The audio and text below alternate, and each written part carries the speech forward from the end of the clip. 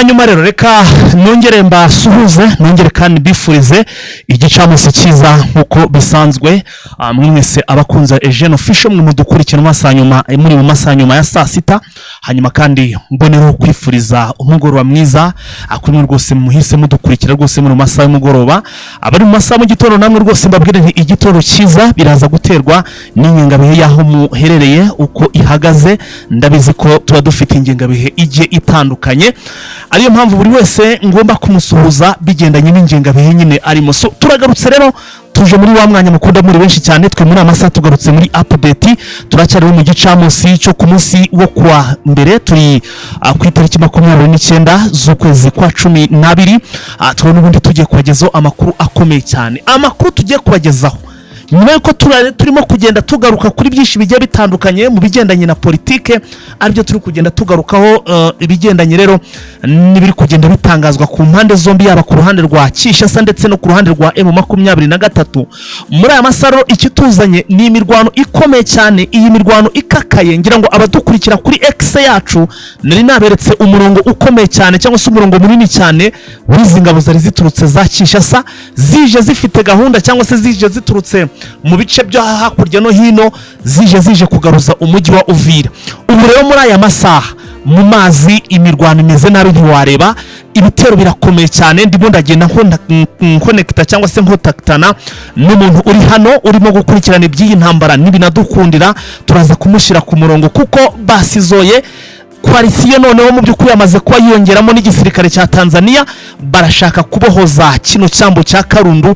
Imirwano imeze nabi ni imirwano iri kwifashishwamo aba special force bo mu mazi cyangwa se twita ngo naba marine babandi ba hasi mu mazi bakaba bari kurwana byo ku rwego rwo hejuru umwe ararasa undi n'undi agasubiza undi imirwano yaciye ibintu iby'imirwano operation turayibazaniye muri iki gicamunsi ariko ku rundi ruhande hari n'andi makuru tugiye kubagezaho n'ubundi agendanye na hano muri Uvira inkuru itari nziza ro kuri wa mugabo cyangwa se kuri wa muvugizi w'igisirikare cya Repubulika Iharanira Demokarasi ya Kongo Sylvain Ekenge Bomosa Major General cyangwa se General Major ubu tuvugana hari inkuru mbi rwose imusohotseho ubwo rero abiwe cyangwa se abamukundaga muze kubyihangana nta kundi ibya Sylvain Ekenge Bomosa ndetse n'uwari uyoboye igitangazamakuru cya RTNC cyacishijweho iyi nkuru rwose wari wetendinze uwo munsi uyu nabo ndetse uko ari babiri ntabwo ibyabo bimeze neza. Turajeho tugenda tubavira imuzini muzingo turagenda tugaruka no mu bindi bice bigiye bitandukanye gusa ku ruhande rwa M23 n'urwano muri Kivu Amajyepfo arimo kurwana inkundura cyangwa se icyo twahita umuhenerezo ni nako kandi muri Masisi FARDC rwose aya ni amakuru yizewe pe na amakuru yizewe ariko akaba amakuru mabi rwose kubashigikiye uyu mutwe wa M23 hari tundi duce tugera muri tune wazarendo cyangwa se iyi koalisiyo irimo ndetse n'abacancuro na FDLR babyutse bagaba bitero karahabutaka no muri Kivu Amajyaruguru muri za Masisi hari duce tugera muri tune bamaze kubambura nonaha utu duce natwo turaje tugenda tubabwira nuko iyi mirwano yari yifashe. Murumva ko dufite byinshi cyane ariko dukomeje kujya mu shamake mu by'ukuri umwanya watubana muke reka ahubwo tubasabe umunota umwe wonyine tubanze twamamaze none tuza n'amakuru mu buryo burambuye ariko rero mbere yuko twamamaza reka manze nkubwire rwose gukanda kuri like weho subscribinze icyo ubusabwa no gukanda kuri like ugakanda yewe no kuri show gasangiza abandi ikiganiro kugira ngo bagendane na update batandukana no kutamenya aho isi igeze cyangwa se uko ibintu byifashe.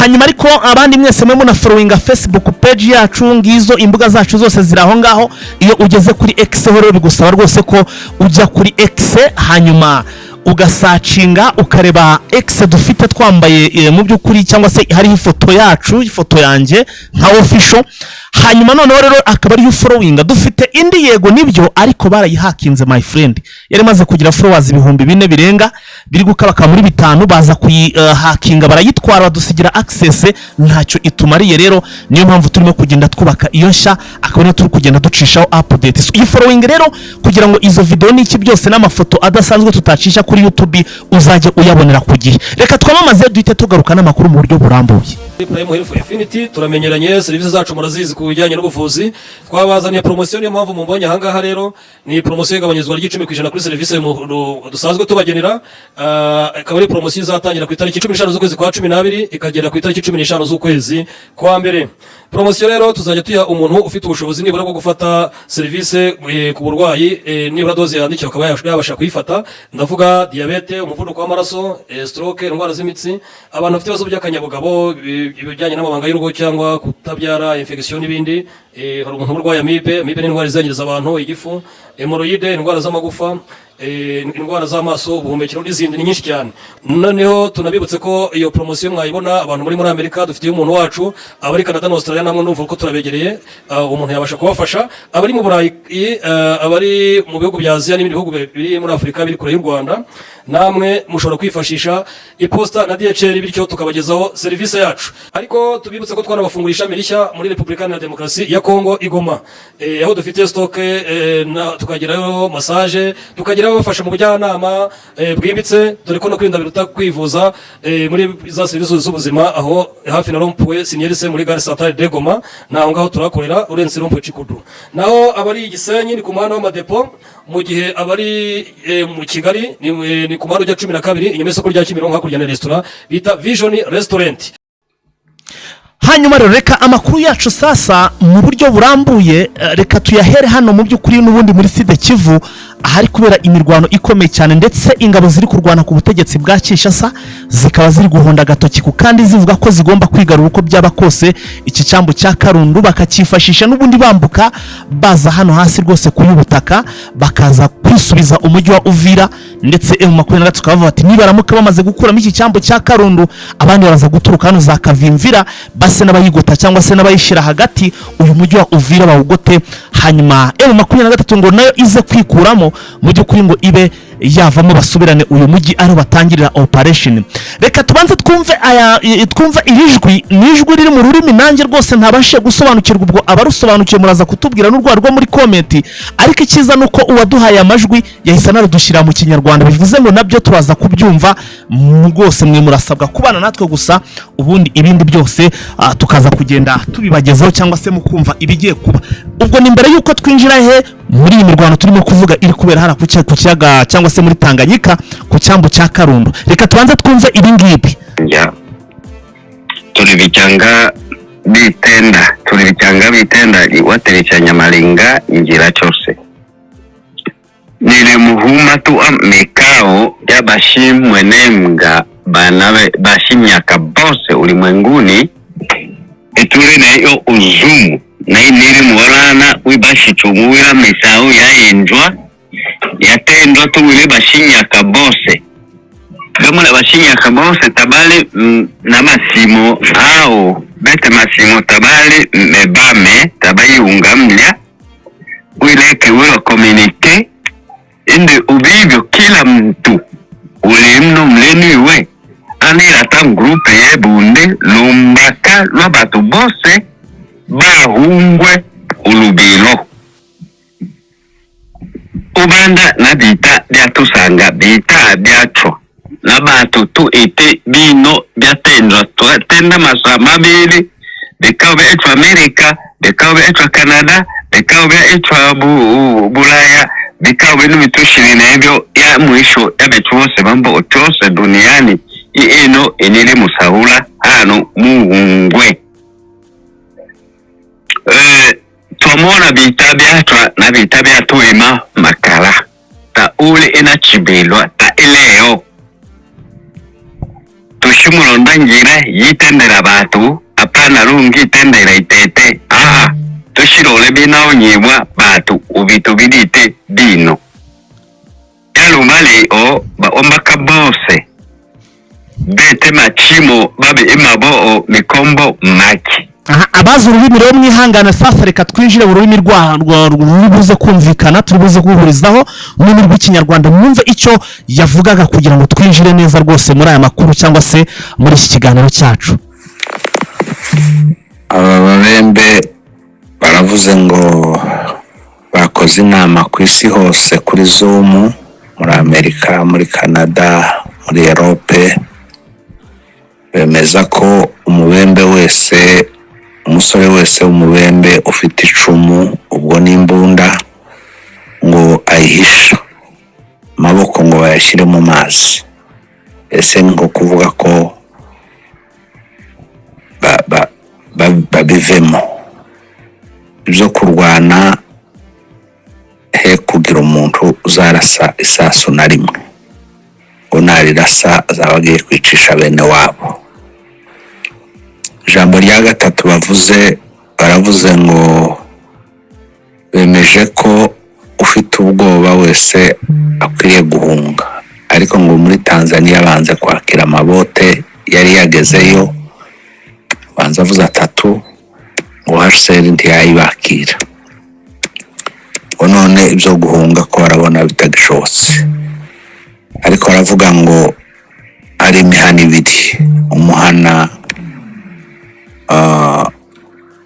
wo mu Rweba n'umuhana w'Ibaraka ngo yiciwemwo abanyamurenge benshi. Yaguye mu Rweba ngo bahiciye umuntu baramutwika baramurya. Ibaraka yiciwe abantu benshi. Iyo mihana ngo kubera ko yamenetsemo amaraso menshi y'abanyamurenge ngo izicwamo abantu benshi, barayirakariye, bakwiriye guhunga. Umuntu wese wumva afite ubwoba akwiriye guhunga akahava, kugira ngo ikizajya kiba umuntu ntakaza avuga ngo bamubujije guhunga. Nibyo avuze ngo kandi abayobozi bose bayoboye iriya mitwe ya mayimayi zabo bose ngo bamaze kubyemera ko batagomba kongera kurwana. Ayo ni amakuru y'abasebuso. Yes, nguko rero ngira ngo murabyumvishe, abumva naro rurimi namwe mwabashe kubyumva. Reka sasa none duhite twinjira muri operation uko ibintu bimeze. Ngira ngo mu kiganiro cyo ku munsi w'ejo nibwo twababwiye ko ababembe barimo guhunga bagafata amato, abenshi barimo kugira ngo bahungire mu gihugu cya Tanzania, ariko Tanzania iri kubima iki? Iri kubima ubuhungiro. Ndetse mwamenye mu kiganiro cyarangije kibanziriza iki, twatangaje kwitwa Muniga Ntama ni umunyamurenge rwose wakoranaga donc abaga mutwe ngo witwa Gumino, warushigikiye igisirikare cyangwa se ubana n'uburiri igisirikare cya Repubulika ya Demokarasi ya Kongo, donc yarari inyuma n'ubundi ya guverinema.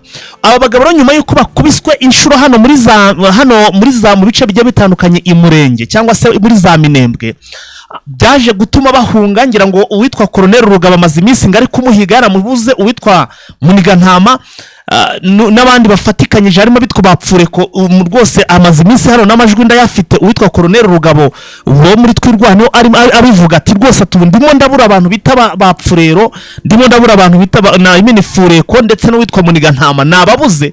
Atariko mfite amakuru ko uwitwa Muniga Ntama ejo bamucikishije ngo yagiye ngo n'imyenda yamucikagurikiyeho ari kwirukanka bagenda nahananirwa ngo baramuheka. Donc yavugaga byinshi bigiye bitandukanye.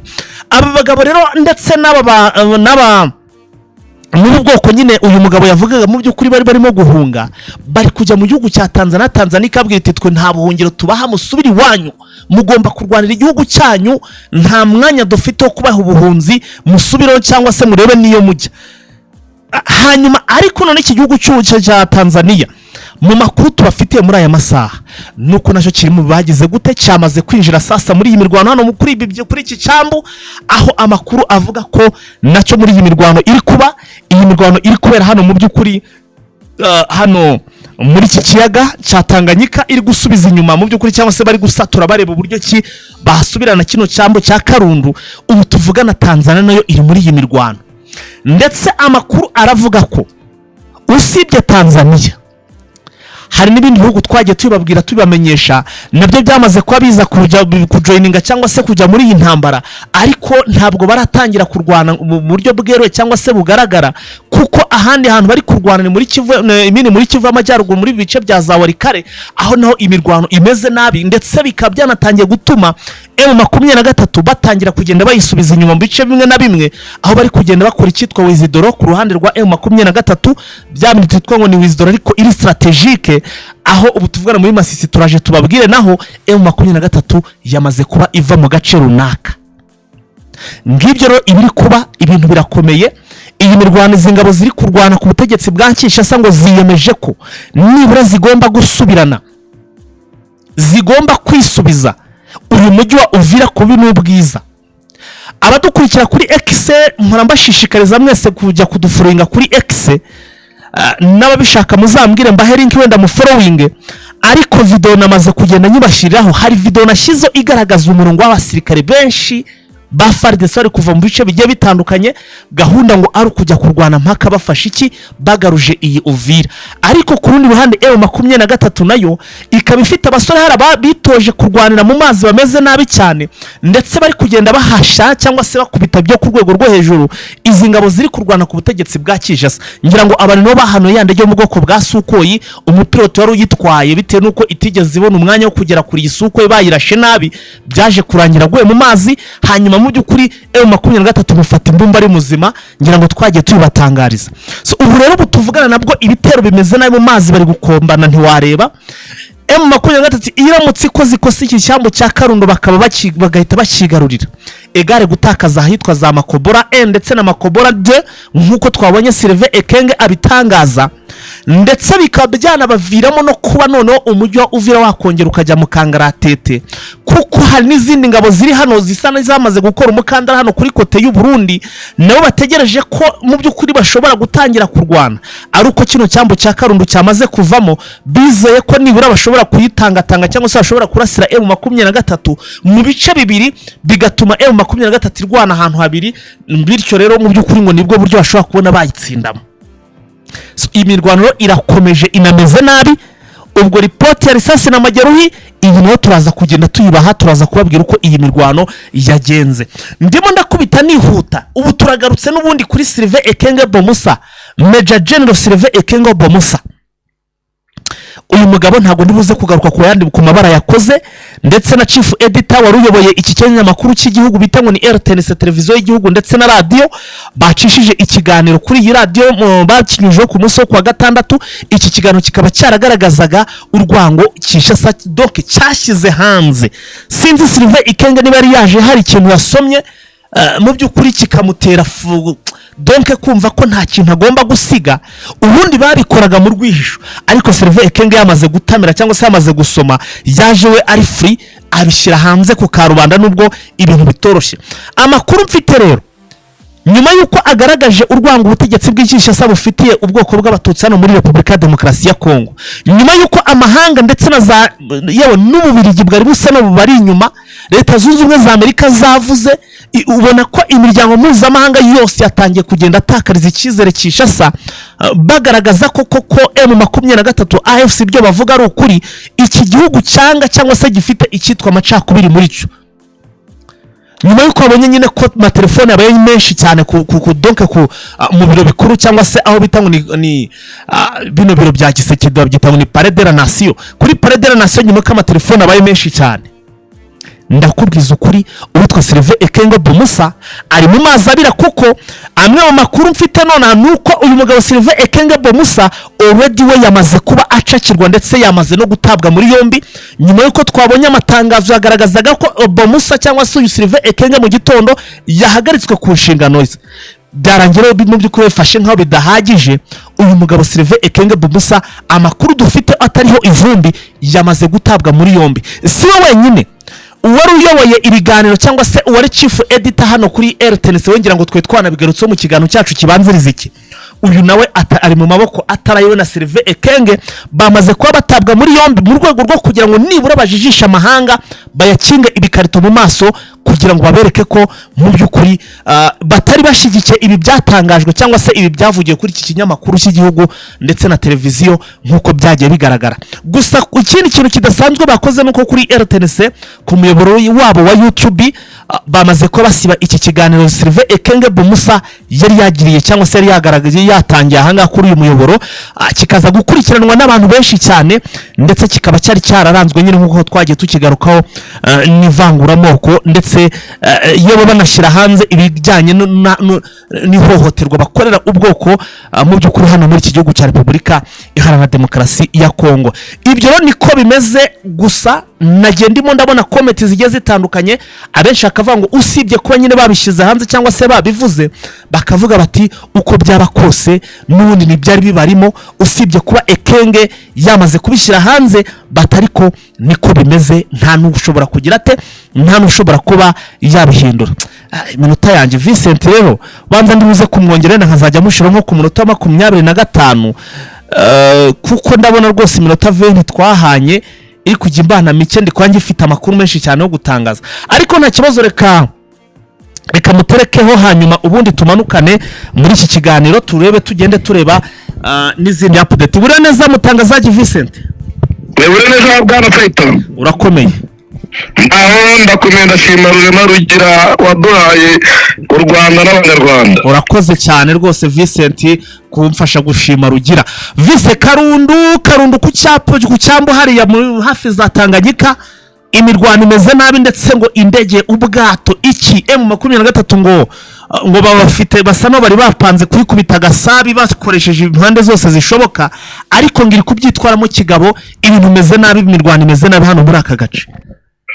Nibijyanye kwivuga imirwano imeze nabi hagati ya AFM 23 ndetse n'ubutegetsi bwa Kinshasa, navuga ko ari ariko yakiyongeramo igihugu cya Tanzania. Yego, kuva mu rukerera rw'iki gitondo ku cyambu cya Karundu, ingabo za FARDC wazarana ndetse n'ingabo za Tanzania mu buryo bumwe cyangwa ubundi bari kwifashisha amato ya gisirikare, bari kwifashisha indege za gisirikare kurasa M23, yaba ari ukurasa ibirindiro byabo Karundu, yaba ari ukurasa amato yabo. Bimeze nabi ku buryo bukomeye. Imboni yacu iri mwakiriya gice yambwiye yuko kuva mu gitondo icyambu cya Karundu wari umuriro gusa. Yego, kubera yuko ubutegetsi bwa Kinshasa bwavugaga yuko bubona ko M23 bwakwisa bishobora kubatera, none batangira gukoresha ubwato bahawe na Tanzania, batangira kurasa ku cyambu cya Karundu kugera mu masaha nyuma saa sita mu mujyi wa Uvira. Ubwoba bwari bwinshi. Yego, kubera yuko wazarenga urumva na M23 byahanganaga bikomeye, ariko M23 nayo ivuye mu bice bita Bumba, Kitara, Kataka hafi na Uvira, nayo iza kurwana nabo ngabo bayirasaga mu bice bitandukanye. Yego, biza kurangira rero FARDC ibonye ko imirwano ikomeje gukara kandi baye mibi cyane. Imirwano yimukira muri quartier bita Kigurwe. Yego, irakomeza igira bita Gomba, Kabwamurunda n'aho bita Kingogo na Katongo. Imirwano yumuriye n'imirwano imeze nabi cyane. Vise ngo n'imirwano, ariko ngo izi ngabo ziri gukubita agatiku kandi ngo zigomba kwigarura Uvira uko byaba kose. Ibitero ngo nahariya ku ruikote y'u Burundi naho bararekerereje Karundo iramara kuvamo, batihita bataka Uvira banyuze mu bice byose. Nk'uko babitangaza baravuga bati twebwe nta yindi ntego dufite keretse kwataka ibice byose bitandukanye birimo Katongo, Kigongo ndetse n'ibindi bice birimo M23. bakavuga bati twari twiyemeje ko iminsi 18 tugomba kuba twisubije ibi bice byose bifitwe n'umutwe wa M23. Yego, ariko twagiye tubona yuko ibyo twagiye dupanga byagiye bihinduka amanywa n'ijoro. Ariko ntabwo dukomeza kwemerera M23 ko ikontorora bino bice bitandukanye, kubera yuko nikomeza kubikontorora turahura n'ikibazo gikomeje. Niho rero bafashe umwanzuro wo kurasa kino cyambu, barasa hano ka Karurungwe, barasa aho bita Bazira ndetse no mu zindi nkengero za Uvira. Ariko ibyo byose bakabikora bavuga yuko bagamije kugira ngo barebe yuko Karundu Plito umutwe wa M23 ibirindiro bafite byahava. Byamara kuhava noneho bakaba babasha kwinjira mu mujyi nyirizina nta kibatangira nk'uko bamwe mu FARDC batangazaga. Ubu nanubu rero imirwano irarimbanije bimeze nabi. Imirwano n'ubundi iracyameze nabi mu nkengero za Uvira, kubera yuko yaba FARDC yaba M23 nta n'umwe ushaka kurekura uno mujyi. Yaba M23 nawe twawufashe bitugoye, twawufashe amaze igihe. Abanyagihugu bacu bari mu mirenge, bari za Minembwe, batabasha guhumeka, batabasha kujya ku isoko.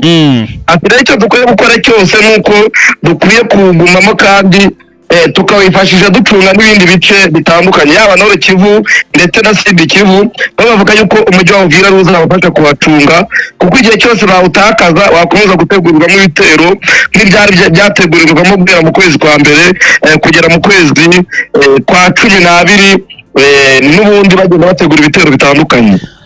Hanyuma Vise, amakuru yandi rero dufite tungira ngo nawe tugarukeho, ni amakuru arimo kugenda avuga ko ubu tuvugana usibye ibitero biri kugaragara muri Kivu y'Amajyepfo bigamije kwigarura Uvira nk'uko wari ubikomojeho ndetse binakomeye cyane, andi makuru aratubwira ko no muri Kivu y'Amajyaruguru bimeze nabi, ndetse M23 bikaba byasabye bimwe ujya wita ngo ni withdraw cyangwa se ngo ni ugusubira inyuma harya ngo ni strategique ubwo bishatse kuvuga ni reprise strategique ngo byabasabye gukora reprise strategique bitewe nuko izi ngabo ziri kubotsa igitutu bikomeye cyane. Reka nayo tuyimirwano tuyigarukeho. Iyi mirwano iri kuba hano muri za Masisi yatumye M23 isiga ibirindiro bimwe na bimwe bigahita bifatwa na Wazalendo cyangwa se n'igisirikare kiri kurwana ku butegetsi bwa Kinshasa, kugeza ubwo ibinyamakuru bigiye bitandukanye yewe haba n'ibyandikira hano mu mujyi wa Goma urimo kugenzurwa na M23 ndetse we n'ibya Kinshasa byose bikaba byatangiye kugenda bigaragaza ko M23 yaba yambuwe agace. nk'uko bivuga ibinyamakuru bitandukanye ba social media influencer barimo Steven Wembi, barimo JT Kabumba, barimo ikinyamakuru Kivu Morning Post ndetse n'ibindi byandikirwa Kinshasa nka Septi birandika yuko guhera mu masaha 7:50 ku itariki 29 z'ukwezi kwa 12 2025 yego mu gace ka Katoyi abarwanyi ba FARDC ndetse n'Abazalendo muri Masisi bamaze kuhagera ku bwinshi. Bakimara kuhagera rero ingabo za M23 zari mu bino bice zikaba zahise zihava nk'uko amakuru aba batangaza bivuga kandi abihamya. Yego bakavuga yuko kano gace ka Katoyi rero kahise kwigarurirwa na FARDC ifatanyije na Wazalendo ndetse n'indi mitwe itandukanye ikorera muri kano gace ka Masisi irwana ku butegetsi bwa Kinshasa. Bakavuga yuko ari imirwano yari ikomeye yahereye ejo ku cyumweru mu bice bitandukanye bya Katoyi, bikaza kurangira nyine M23 ivuye mwa bino bice igakomereza mu bice bya Ufamandu bya mbere aho bita Matanda, aho bita Nyamaboko, ndetse bigatuma M23 iza no kongera guhura n'umutwe uri mu Wazalendo witwa Pareko, bakarwanda cyane cyane mu nkengero za Katoyi, ariko M23 kuko yabonaga abaturage bashobora kuhasiga ubuzima ari benshi, ikaba yarafashe icyemezo cyo gukora icyo nakwita withdraw, ndetse no mu yindi midugudu igera muri ine harimo umudugudu wa Mutimingi, Kahundu, Kagike ndetse na Katoka, bakaba bahavuye hose hagakwigarurwa n'Abazalendo ndetse na FARDC. Akaba ari imirwano yamaze hafi amasaha agera muri 4 kugera no mu gitondo cyo kuri wa mbere, naho bakaba barwanira nk'uko societe civile ikorera mu kano gace ka Katoyi ibyemeza. ya vise ubu navuga ko ku ruhande rwa M23 hano barasumbirijwe cyane, ndetse Kinshasa itangiye kugenda ibigaranzura hano muri Kivu y'Amajyaruguru. Ibintu biza gutuma nko mu mbone zawe cyangwa se nko mu busesenguzi bwawe, ntabwo ibiza gutuma ishobora kuba yava hano muri Kivu y'Amajyepfo cyangwa se ikaba yarekura hamwe mu rwego rwo kugira ngo bongere imbaraga handi, bitume wenda bakomeza kwitwara neza batamburwa byose batajya muri byinshi bakashiduka batakaje na bike bari bafite. Urebye ibiri ko muri M23 uhereye muri Rucuru ukagenda za Masisi ukagenda na za Uvira, urabizi yuko M23 yatatswe mu bice bitandukanye. Yego cyane ko inafite ibice binini kontorora, ibice birimo abaturage bagera kuri miliyoni 12. Ibyo bice byose rero wareba M23 wareba igisirikare cyayo ko kingana, ukabona ubushobozi bwayo tutabasha gukontorora ibyo bice byose. Yego nkaba mbona mu mboni zanjye nk'uko yabikoze ejo bundi Makobora ya mbere na Makobora ya kabiri ikikuramo, nk'uko yanabikoze mwa bino bice naho ikikuramo. Ntibigutangaza ubonye igize ibindi bice ivamo igafata bimwe akaba ari byishyiramo imbaraga, igafata Uvira igashyiramo imbaraga, igafata Masisi centre na za Sake akaba ari ishyira imbaraga kugira ngo urebe yuko azigasira umutekano w'abaturage mwa bino bice. Noneho FARDC na Wazalendo rero ukomeza kubyigarurira, ariko igihe icyo ariko cyose yashaka kubikontorora byose mbona bitangwa amahoro, kubera yuko urebye ibyabaye muri Katoyi ukareba ibyabaye no mu bindi bice, kuko nabonye batangira no kwigamba ko hari abarwanyi bagera muri 28 ba M23 mu gace ka Kahunda, Kasheke, Kakonga na Mitimingi bishyikirije FARDC n'ubwo iyi nkuru tukikoraho ubucukumbuzi ndetse n'ubushakashatsi, ariko ubona yuko igihe cyose itafata initiative yo kuva mu bice bimwe ngo ikontorore ibindi ariko ibona aho ifite imbaraga ishobora guhura n'ikibazo gikomeye ku buryo nuko tubona imirwano imeze ishobora kuba generalize ikaba yatakaza n'ibice birenze ibyo yatakaje.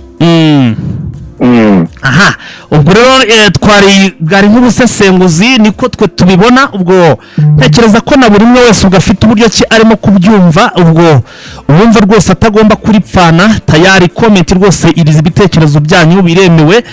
urajya muri komenti nawe twandikire uko mubona iri buze kubyitwaramo ku bigendanye rwose n'ibitero yagabwo ndetse ikaba yatangiye hamwe namwe gukora icyitwa withdraw cyangwa se gusubira inyuma mu buryo muri strategique. hanyuma vise dukomeje rero mu by'ukuri n'ubundi ibintu bikomeje kugenda bizamba, ibintu bikomeje kuba bibi cyane hano n'ubundi muri Kivu y'Amajyepfo. amakuru akigeraho aremeza ko mu mujyi wa Bukavu ngo abanyamakuru bari gukora imyigaragambyo yo ku rwego rwo hejuru. ndagira ngo aya makuru nayo uyatuvire mu ziri muzingo nk'umuntu wayakurikiranye.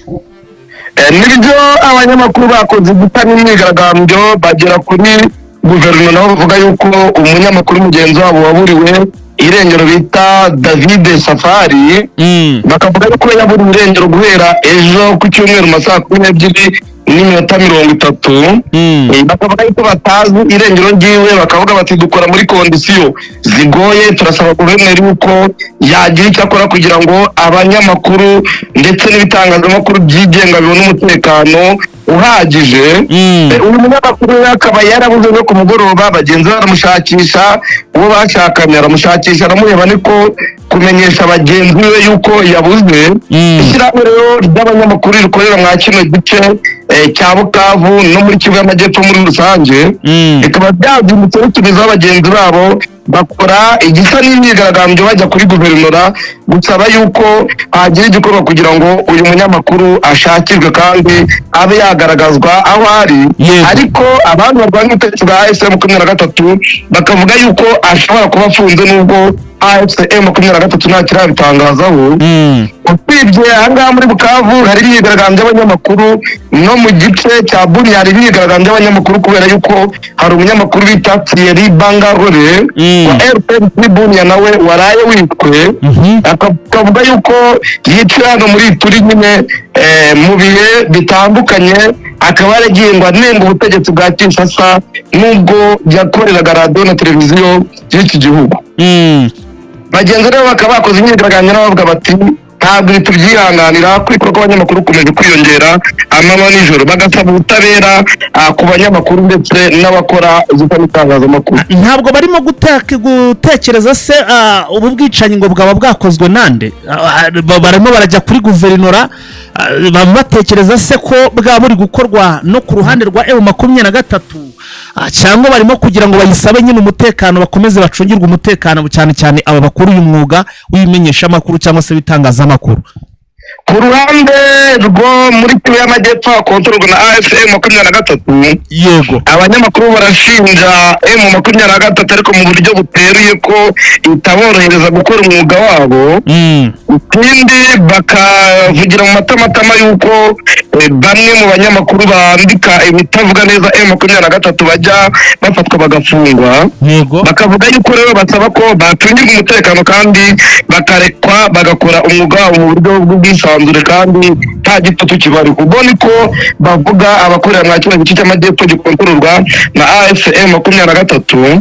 ariko abakorera mu gice cya Ituri za Bunia bakavuga yuko bashinzwe ubutegetsi bwa Kinshasa nabo kugira uruhare mu kwivugana abanyamakuru batabona ibintu kimwe nabo bagasaba yuko barekwa bagakora mu buryo bw'ubwigenge ndetse bw'isanzure nta ubangamiwe.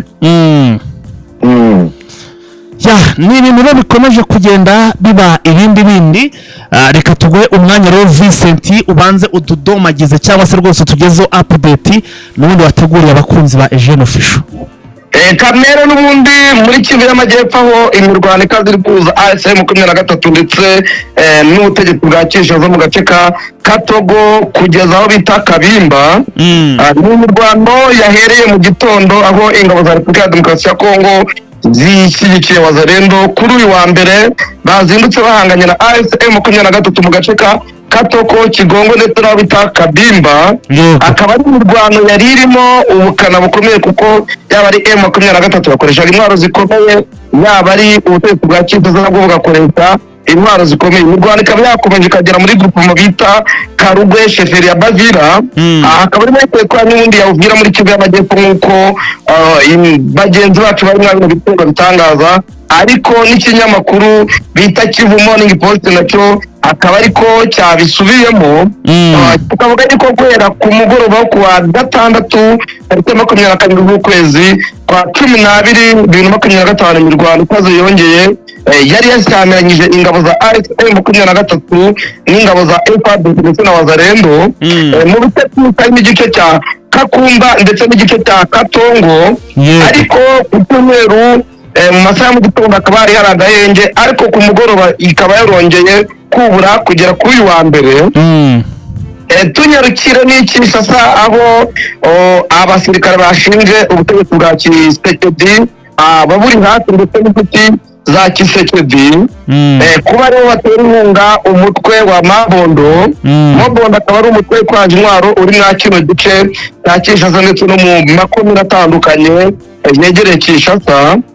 Bakaba rero bavuze yuko bamwe mu bashyigikiye Tshisekedi b'inshuti ziwe bari muri teritwari ya Kwamifu, bari mu ntara ya Mai-Ndombe ndetse n'ibindi bice, aribo bashyigikira uyu mutwe wa Mabondo, aribo bashyizeho abayobozi bawo, aribo bashyizeho uburyo ukwiye gukora. Bakavuga yuko ibikorwa byose bikorwa biri korodone n'abantu b'inshuti ya Tshisekedi. Umuvugizi w'ingabo za FARDC mwa kano gace bita Kapiteni Anthony Mwarusaya avuga ko ibikorwa bya gisirikare bizwi nka Ngemba ikorera mu burengerazuba bwa Repubulika ya Demokarasi ya Kongo. Avuga yuko Tshisekedi ndetse n'akarwi kamwe kari ku butegetsi ariko gakontorora ibikorwa by'iyi mitwe irimo Mabondo ndetse n'indi itandukanye. Yagaragaje n'inyandiko ishyiraho bamwe mu bayobozi ba Mabondo bakaba baragiye bashyirwaho na bamwe mu nshuti za Tshisekedi nk'uko yabigaragaje. Akavuga yuko uyu mutwe udakwiye gufatwa nk'umutwe woroshye, ko ahubwo ari umutwe witwaje intwaro ukomeye kandi wabona yuko ushyigikiwe n'abari ku butegetsi, kandi baramutse badahawe umwanya wo kuwurwanya ushobora kuzateza ikibazo nk'uko yabivuze. Akavuga ko we nk'umusirikare abona barakwiye guhabwa umwanya noneho bagakora ibikorwa byo guca intege abagize uyu mutwe wa Mabondo. Bakavuga ati ntabwo ari ukuwuca intege gusa twica abawugeze, ahubwo dushobora no kubakangurira kuza bakayoboka inzira yo gusubira mu buzima busanzwe. Agatangaza yuko abo muri Mabondo bagera muri 15 barashwe mu gikorwa cyo gushakisha aba barwanyi ndetse n'ababashyigikiye nk'uko yabivuze. Tukiri n'ubundi muri Kivu y'Amajyepfo, abantu benshi bazindukiye mu myigaragambyo ahitwa Numbi, ahitwa Shanje na Karehe, aho bavuga yuko bashyigikiye M23 bakayisaba yuko idakwiye kuva mu mujyi wa Uvira nk'uko yabitangaje. Bakavuga yuko rero iyi myigaragambyo bakora ari ukugaragaza yuko M23 bayishyigikiye kandi bayisaba kuguma mu bice byose igenzura ngo ntikore amakosa ivamo, kuko niramuka ivuyemo izashyira mu kaga ubuzima bw'abaturage batuye muri bino bice. Tunyarukire Kinshasa. Kinshasa nuko airport zimaze guhagarika umuyobozi ushinzwe amakuru kuri televiziyo witwa Oscar Mbarikaiji. Ahubwo hari n'uwafunzwe. Ariko nabonaga mu kanya babivuga. Bakavuga ko ariko n'uyu ntashobora gutabwa muri yombi kuko urugo rwiwe rwamaze kugotwa na polisi. Akaba rero yakuwe kw'imirimo nyuma y'uko ayoboye ikiganiro yagiranye n'uwari umuvugizi w'igisirikare cya Repubulika ya Demokarasi ya Kongo, Sylvain Ekenge Efomu Bomusa, aho yatangaje amagambo akomeye arimo kwibasira abo mu bwoko bw'Abatutsi nk'uko twagiye tubigaragaza mu nkuru zacu zatambutse. Ikindi ni uko igisirikare cya Repubulika ya Demokarasi ya Kongo nacyo etat-major yacu yahise itora itangazo ryamagana imvugo y'uwari umuvugizi wacyo Sylvain Ekenge Bomusa yari umuvugizi se burya yari umuntu ko yari wo muvugizi mukuru cyangwa yari yungirije yari umuvugizi mukuru w'igisirikare cya Kongo. Yego. Chef d'État-Major rero akaba yitwa Mbanza Mwilabajire. Akaba yahise asohora itangazo ryamagana izi mvugo zirimo kuvangura amoko ndetse no kwibasira ubwoko bw'abatutsi. Akaba ari itangazo rigizwe n'ingingo zigera muri enye. Bagira bati communiqué État-Major général des forces armées de la République démocratique du Congo (FARDC) condamne les propos tenus par le général-major Ekenge Bomusa et Pomu Sylvain, stigmatisant la communauté tutsi, les atteintes de la président national congolaise FNC, samedi 27 décembre 2025. Tirant les conséquences de cet acte, il a été décidé de la suspension du président de ses fonctions de porte-parole de FARDC. Ati chef d'État-Major yumvise amagambo yatangajwe n'uwari umuvugizi w'iki gisirikare, ati yamaganye ku buryo bukomeye kandi kuko babonye ari amagambo yibasira ubwoko bw'abatutsi yatangajwe kuri televiziyo y'igihugu. Ati bahise bafata icyemezo cyo kumuhagarika mu nshingano yari arimo zo kuvugira FARDC. Ingingo ya kabiri iragira iti État-Major général de FARDC a précisé que les propos décrits n'ont d'effrainte en rien position officielle de la République démocratique du Congo, ni celle du commandant suprême de FARDC, son excellence monsieur le président de la République, encore même celle du gouvernement. Ils sont incompatibles avec les valeurs républicaines et la mission constitutionnelle dévolue au FARDC.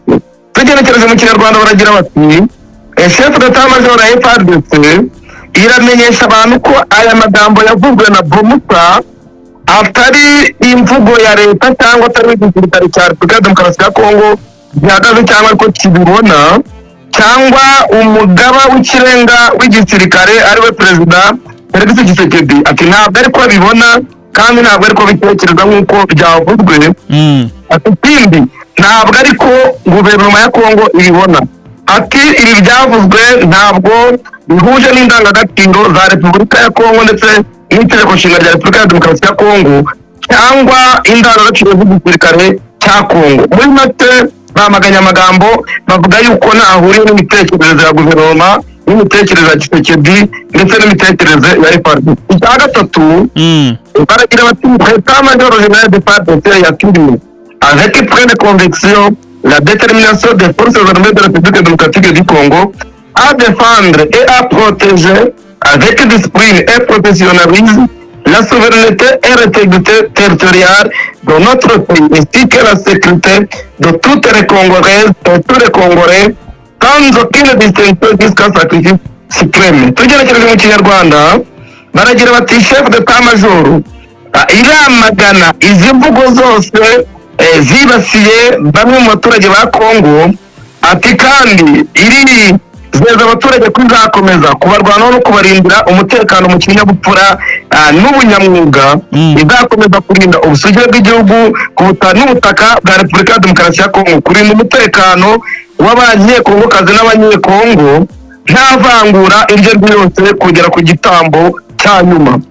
Baragira bati icya kane en cette période cruciale l'État-Major général appelé l'ensemble de la population à limiter à la cohésion et au rejet de tout discours en fait de soutenir les FARDC dans l'accomplissement de leur noble mission. Ati n'iki gihe twavuga cy'amani cyangwa kidasanzwe igihe cy'akaga, ati État-Major irahamagarira abaturage bose kunga ubumwe, gufatanya kwamagana imvugo z'urwango no gushyigikira FARDC kugira ngo igere kuri gahunda yo gucunga umutekano ndetse n'ubusugire bw'igihugu. N'itangazo ryakorewe ukigeze kwa 28 z'ukwa 12 2025 rikinywa na Mbanza Mwilabajire, Lieutenant General Chef d'État-Major FARDC.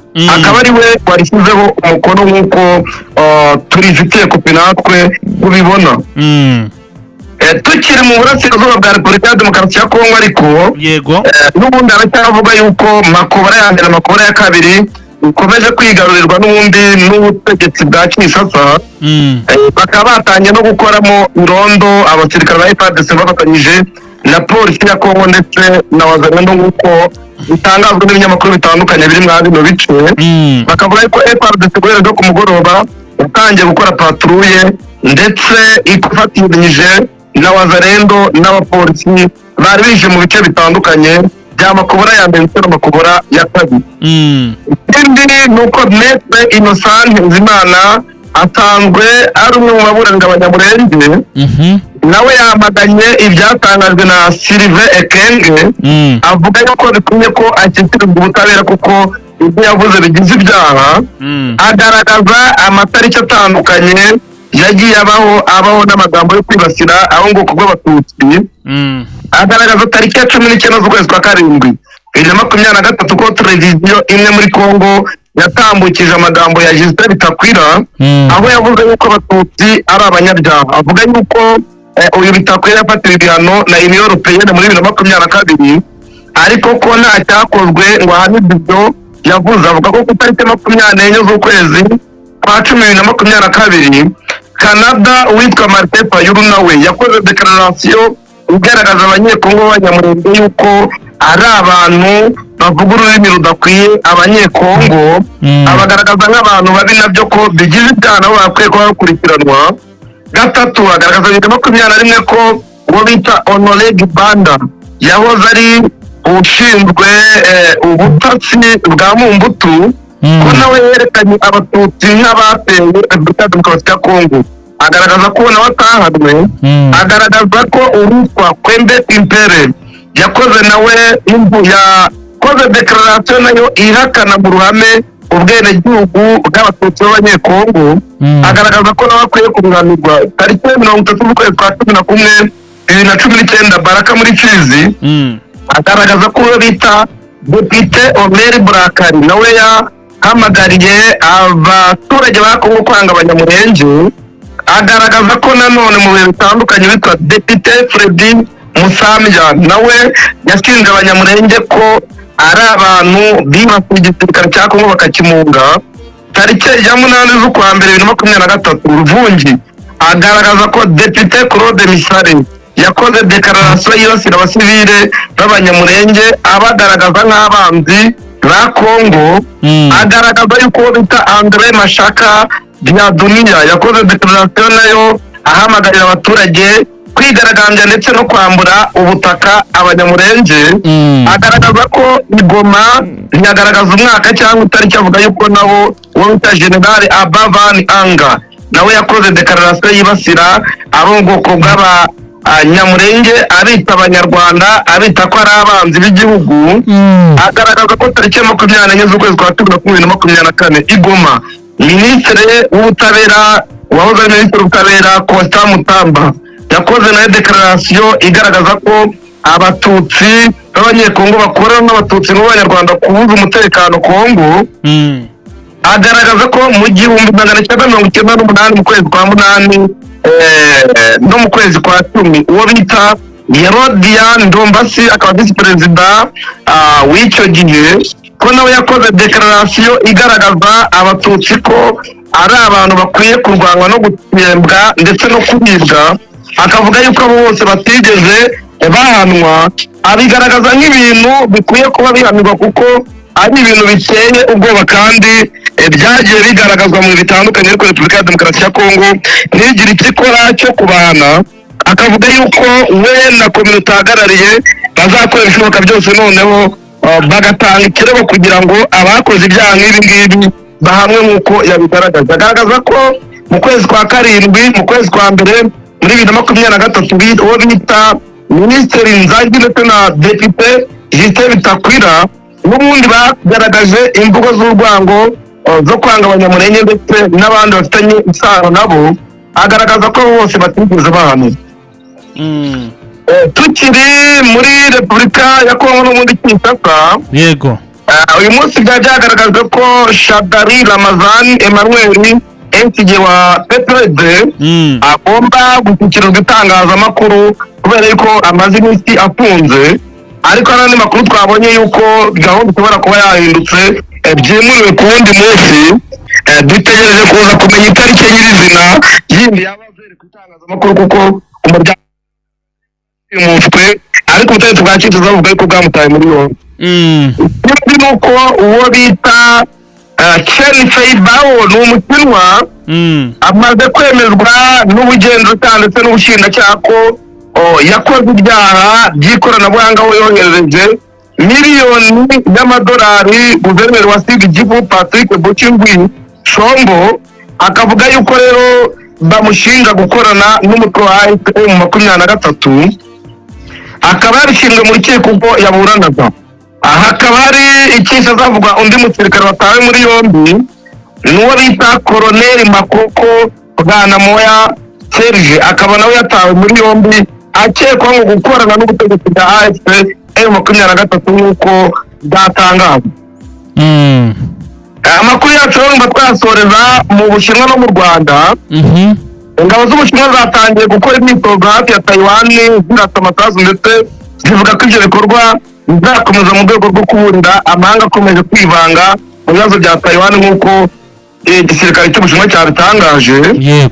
Dusoreje mu Rwanda rero abantu 4 barimo uzabakiriho tukuriye uzwi nka Jihadi bakurikiraho gutakaza amashusho y'urukozasoni y'umuhanzi Yampano. Urabizi ko baherutse gufatirwa icyemezo cyo kubafunga by'agateganyo, ubu bagiye kuburana ku byerekeranye n'ubujurire batanze kugira ngo barebe yuko bari kuvuga by'agateganyo. Numva twasoreza twaza komeza mu yandi makuru ataha. Murakoze cyane. Ndagushimiye nawe. Yes, bakunze Jeune Official akaryoshye ntigahora mutama, iminota yamaze kuba itambuka cyangwa se igenda. Reka tubasabire gukanda subscribe batarabikora, mukande no kunzogera muzajye mubonera amakuru ku gihe, ariko kuri muhanda babikoze like ndetse na share, namwe munyarutse mukozeho ubundi twikomereze n'amakuru rwose dukomeza kugenda tubagezaho amakuru agezweho. Mwakoze kubana natwe, turabakunda cyane. Ciao.